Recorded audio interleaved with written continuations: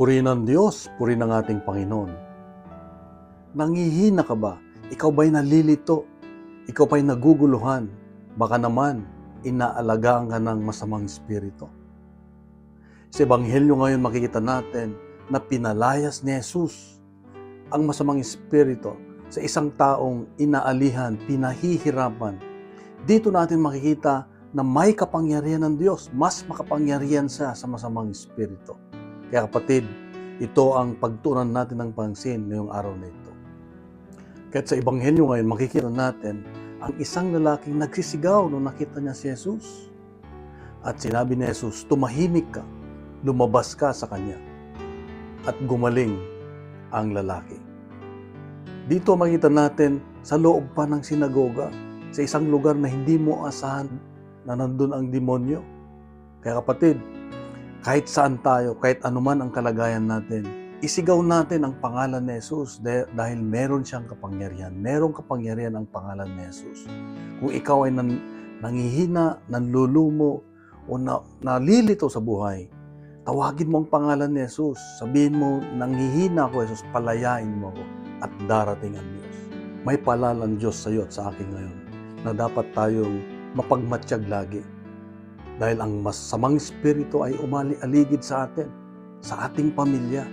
Kung merong tampuhan, merong galit, merong sakit, merong karamdaman na hindi mo maintindihan sa iyong buhay, yung relasyon mo ay gusot, baka kapatid, ikaw ay inaalagaan ng masamang espiritu. Kailangang tumayo ka at huwag kang pumayag na nandun ka sa sitwasyon na yun. Dahil pinapaalala ng Diyos ngayon na mas makapangyarihan siya kaysa sa kapangyarihan ng masamang espiritu. Ano lang ang kayang dapat nating gawin? Tawagin ang kanyang pangalan. Isuko ang ating buhay. Isuko ang ating kahinaan, kahirapan. Isuko ang ating buong pamilya. At tawagin si Jesus na siyang gumalaw sa buhay natin. Yun lang, kapatid, ang kailangan gawin natin. Ang isuko buong buo ang buhay natin sa Diyos. Kaya nga, dito sa Amerika, maraming tao ngayon, lalo pa yung mga taong kilala, mga artista, ganyan na pinagtatawanan na ang Diyos, sinisiraan na ang Diyos. Pero ang kabutihan ay mananaig pa rin.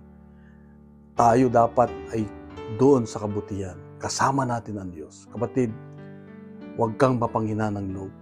Kailangang tumayo ka para sa Diyos. Dahil mahal ka ng Diyos, hindi tayo pababayaan. Hindi ka pababayaan ng Diyos. Pangalawa, dito makita natin yung awa ng Diyos sa taong inaalihan. Kaya niya pinalayas ang masamang espiritu dahil naaawa na siya doon sa lalaki na pinahihirapan ng masamang espiritu.